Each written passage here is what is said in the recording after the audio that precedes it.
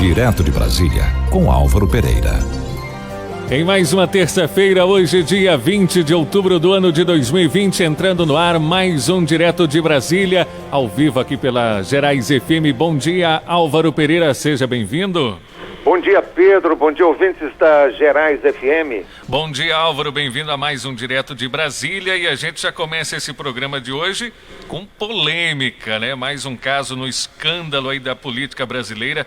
Senador Francisco Rodrigues flagrado com R$33 mil. Onde, Álvaro Pereira? Pois é, Pedro. Que vergonha, né? Que constrangimento, né? Depois de tantos anos aí de Operação Lava Jato, né, com tantas denúncias envolvendo políticos do alto escalão até ex-presidentes da República, tantas denúncias de corrupção, e ainda hoje a gente assiste a velhas práticas políticas, né? Parece que os políticos brasileiros não aprenderam nada com a Operação Lava Jato, né? Então, o caso da semana, né, que provocou uma grande polêmica e uma grande repercussão em todo o país, foi esse do senador Francisco Rodrigues de Roraima. Ele é era vice-líder do governo no Senado. Eu disse era, porque em função do escândalo e pressionado pelo governo Bolsonaro, pelo próprio presidente Bolsonaro, o senador já se afastou da vice-liderança do governo. Ele mesmo pediu licença dessa função. O fato é que o senador está sendo investigado numa operação antiga da Polícia Federal. Ele é acusado de facilitar licitações lá no estado de Roraima, compra, né, pelo estado de produtos através de licitações fraudadas, de licitações direcionadas. Nessa operação da Polícia Federal, agentes, né, estiveram na residência dele. Ele foi flagrado ali na residência, escondendo dinheiro, né, na cueca, Pedro, por incrível que pareça. Literalmente na cueca, né? Na cueca, porque ele foi apanhado assim de surpresa, estava assim com roupas mais informais em casa, bermuda, camiseta, e ao longo, né, da operação de busca na residência, o agente policial percebeu que havia um volume muito grande ali por dentro da bermuda dele, né? E ele ficou meio desconfiado com aquela situação. Nesse meio tempo o senador pediu licença, disse que gostaria de ir ao banheiro, e olha que constrangimento. Muito, e o agente muito policial disse, olha, mas neste caso a gente teria que acompanhar o senhor também ao banheiro. E aí, numa situação muito constrangedora, foi feita uma busca ali, né, na bermuda do senador, e se descobriu, né, que havia um maço de dinheiro que foi sendo descoberto aos poucos, né, mas que na totalidade somava R$33 mil cash, R$33 mil em dinheiro. Em espécie, né? Uma situação muito suspeita, não é? Porque não é normal a gente andar com R$33 mil no bolso, e muito menos na cueca. Então, com certeza. Olha que situação. Esse caso foi comunicado ao Supremo Tribunal Federal, não é, que é o principal órgão do Poder Judiciário, já que se tratava de uma busca e apreensão à residência de um senador que tem imunidade parlamentar. E o ministro José Roberto Barroso, do Supremo Tribunal Federal, depois de se informar sobre tudo o que havia ocorrido ali naquela operação de busca e apreensão, determinou que o senador Francisco Rodrigues seja afastado da função por 90 dias, até que essas investigações evoluam, né? Como se ele estivesse, por falta de decoro parlamentar, impedido de exercer o seu mandato. Esse pedido de afastamento do cargo por parte do ministro do Supremo Tribunal Federal, ele ainda tem que ser analisado e aprovado pelo plenário do Senado e até pelo plenário do STF. Por enquanto é um pedido, né? Mas isso cria também uma dificuldade política enorme, porque estabelece uma confrontação entre os poderes, o poder legislativo e o poder judiciário. Na apreciação pelos senadores desse pedido do ministro José Roberto Barroso, pode prevalecer o corporativismo, que é muito comum no meio político. Os senadores podem considerar que o Supremo Tribunal Federal está interferindo indevidamente num outro poder, o poder legislativo. Afinal, o senador foi eleito, né, pelo povo, tem um mandato parlamentar, então pode ocorrer de os senadores não autorizarem o afastamento do senador Francisco Rodrigues, apesar de todas essas evidências, né, de uma atitude muito suspeita por parte dele. E isso também pode gerar um desgaste muito grande para a imagem do Senado junto à opinião pública.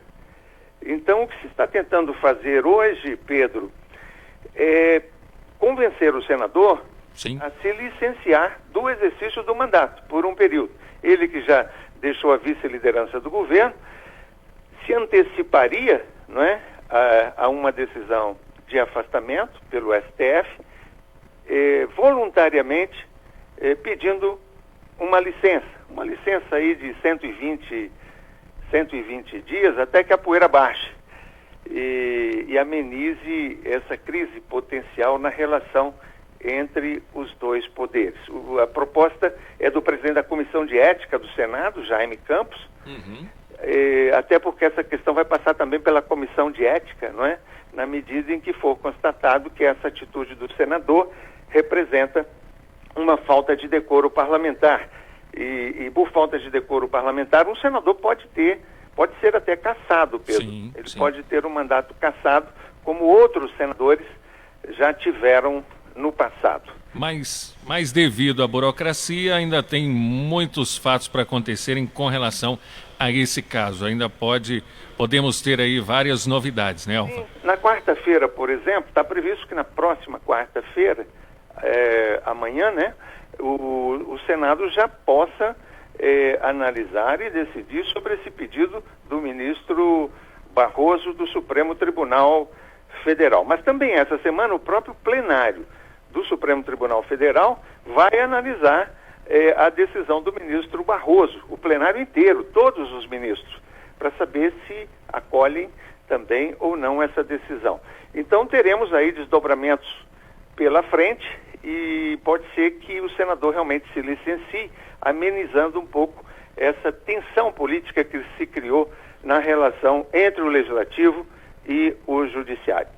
E nós vamos acompanhando esse caso aqui durante os próximos Direto de Brasília, mas trocando aí de polêmica, Álvaro, nós temos agora uma briga, né, entre o governo de São Paulo e entre o presidente Jair Bolsonaro com relação à vacina do coronavírus, se torna-se obrigatória ou não, né?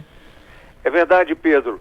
O coronavírus tem também servido de pretexto para que os políticos procurem se afirmar, não é? Em função de posições que vêm assumindo.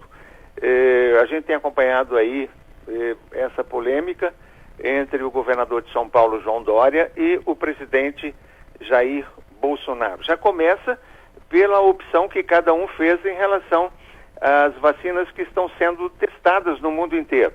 O governador de São Paulo fez uma opção pela vacina que está sendo produzida e testada por um laboratório chinês, e o presidente Jair Bolsonaro, o governo federal, portanto, o Ministério da Saúde, optaram pela vacina que está sendo produzida e testada pela Universidade de Harvard, na Inglaterra. As duas vacinas já estão em estágio avançado de teste, já estão naquela terceira fase que analisa possíveis contraindicações que essas vacinas possam apresentar às pessoas, não é? E o governador de São Paulo tem defendido a vacinação em massa, não é, de toda a população, e ontem o presidente surpreendeu a todos dizendo que o governo federal não pretende tornar a vacinação obrigatória. Ou seja, pode até recomendar, né, como uma medida necessária num quadro de pandemia como esse, mas as pessoas serão livres para decidir se querem ou não vacinar, exercendo ali o livre-arbítrio, até porque essas vacinas, elas tiveram muito pouco tempo para teste. Normalmente, uma vacina é testada durante 3, 4 anos, e essas estão sendo testadas aí em apenas 1 ano. Então, não há, assim, uma segurança absoluta, né, de que não venham a provocar algum tipo de contraindicação, e algumas pessoas defendem até que não se deve vacinar, que se deve seguir com essas medidas de precaução, como o uso de máscara, lavar as mãos regularmente, que isso já seria o suficiente para se prevenir em relação ao vírus. Agora, os especialistas, né, cientistas, acham que a vacinação, para ter um efeito realmente substancial, no sentido de estancar a pandemia, ela precisa atingir a totalidade das pessoas, ou a quase totalidade das pessoas, né? Ela precisa ser ampla, porque senão pode também não provocar os efeitos que se espera dela, que é estancar a pandemia e dar segurança a toda a população. Enfim, uma grande polêmica que se estabelece aí em relação ao chamado livre-arbítrio, né? Até que ponto as pessoas têm liberdade de decidir se querem ou não vacinar num quadro de pandemia, não é? Em que uma pessoa pode contagiar outra. Esse é um tema que nós vamos estar abordando aqui certamente ao longo dos próximos meses, e ele vai estar na pauta de toda a imprensa, ele vai estar presente em todos os debates que a gente tiver daqui para frente, Pedro. Perfeito, combinado, Álvaro. Por hoje a gente vai encerrando aí esse Direto de Brasília, mas na terça-feira que vem a gente traz mais assuntos relevantes aí e que movimentaram a semana, né, no cenário político, no cenário econômico e também nesse cenário aí de pandemia. Combinado, Álvaro? Combinado, Pedro. E a gente, assim, só para concluir, né, fica bastante otimista em relação aos últimos números, né, do coronavírus no Brasil, né? Temos aí 3 estados apenas com número de contágio e mortes em alta, que são Acre, Rio Grande do Norte e Paraíba.